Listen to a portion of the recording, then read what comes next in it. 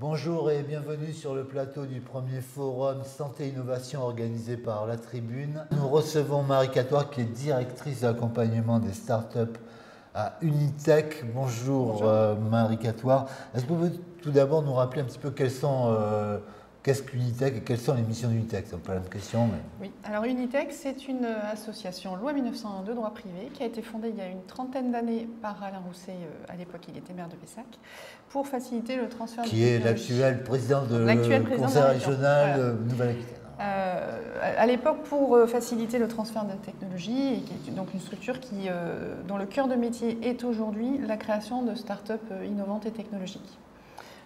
On est une équipe aujourd'hui qui s'est renforcée en ayant fusionné récemment avec l'AEC, Aquitaine Europe Communication. Ah oui, exact. Donc nous sommes aujourd'hui une vingtaine de personnes qui travaillons à l'accompagnement des phases incubation, création et premier déploiement commercial des startups dans 3 domaines principaux, les sciences de la vie santé, les sciences de l'ingénieur et le numérique. Nous accompagnons aujourd'hui une centaine de projets à l'heure actuelle. La moitié est dans le numérique, on va dire, et le reste réparti entre la santé et les sciences de l'ingénieur. Les startups dans la e-santé, c'est un sujet du forum, évidemment. Est-ce qu'on peut dire que ça se développe? Est-ce qu'il y a quelque chose qui se passe? Est-ce que vous voyez du côté d'Unitech? Oui, depuis quelques années, en fait, et depuis 2 ans en particulier, on a vraiment vu l'explosion des projets e-santé qui venaient vers nous pour être accompagnés. Donc aujourd'hui, en e-santé, on accompagne actuellement 24 projets. Donc c'est le quart du portefeuille Unitech. Ah oui, bien sûr. Alors ce qu'il faut que je précise quand même, c'est que dans e-santé, c'est un domaine assez large pour nous, parce que ça peut aller d'outils numériques très technologiques qui vont accompagner la décision du médecin et du professionnel de santé dans l'exercice d'une chirurgie, par exemple. Donc des choses très technologiques, jusqu'à des applications à destination des patients pour leur faciliter la vie. Effectivement, des applis sur le diabète, des applications sur le bien-être. Ah oui, je dirais que oui, on en voit beaucoup. Voilà. En passant par des plateformes qui vont être plutôt du support au système de santé. On a ici e-Trace qui est là pour accompagner les établissements de santé dans la traçabilité de tout ce qui passe dans un bloc opératoire, par exemple. Vous le disiez, c'est large, il y a pas mal de spécialités.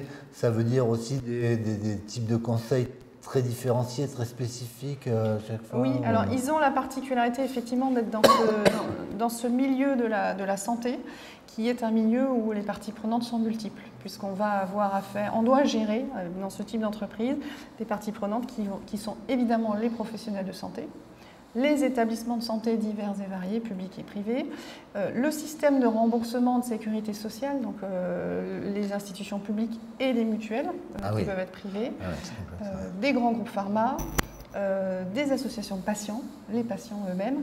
Donc on est sur des environnements, des écosystèmes qui sont très compliqués en fait à comprendre, sans parler des aspects réglementaires qui sont aussi importants, puisqu'une partie de ces logiciels ou de ces outils qui sont développés sont soumis à une réglementation, la réglementation de la santé qui parfois peut être un peu lourde.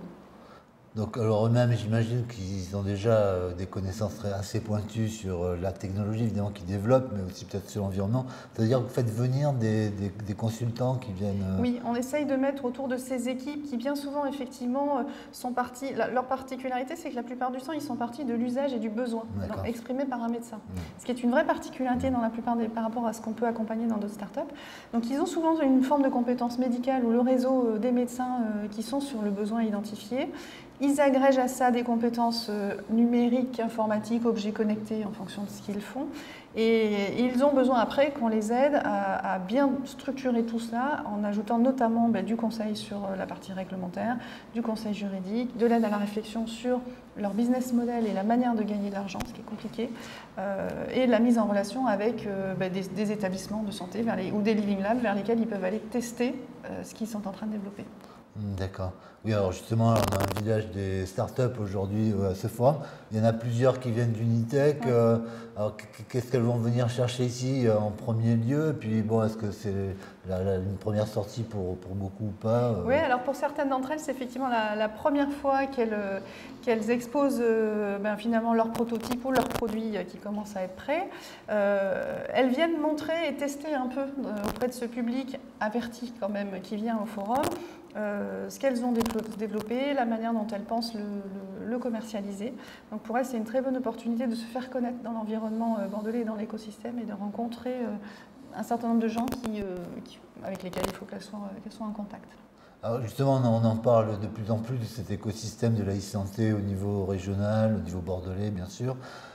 Comment vous vous inscrivez un petit peu dans ce milieu Alors nous, on assure vraiment la brique structuration du projet d'entreprise, donc avant la création, au moment de la création. Donc on va beaucoup travailler avec les porteurs sur le projet d'entreprise et la manière dont on le réfléchit, dont on le monte et dont on le finance, puisqu'on a une vraie compétence sur les plans de financement de création d'entreprise.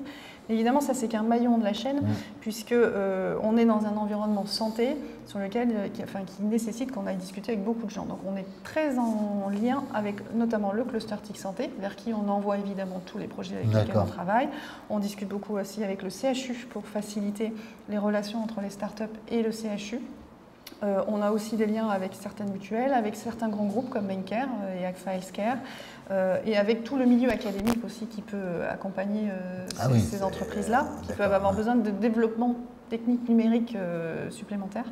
Donc on essaye, on les oriente évidemment vers les acteurs dont les boîtes peuvent avoir besoin sur le territoire. Et il y a du monde en fait qui peut les soutenir. Donc c'est un plaisir pour nous d'accompagner des structurations d'entreprises vers lesquelles qu'on peut ensuite envoyer vers des acteurs qui vont vraiment leur mettre le pied à l'étrier sur le réglementaire, sur le test d'usage et l'expérimentation de leurs produits, ce qui est une vraie nécessité pour ce type d'entreprise. Il faut vraiment tester ce qu'on fait le plus vite possible pour être sûr de pouvoir le vendre après. Très bien Marie-14, je vous remercie beaucoup d'être venue sur votre plateau pour nous éclairer ce paysage qui est en plein mouvement. Et je vous dis à bientôt. Merci beaucoup. Merci.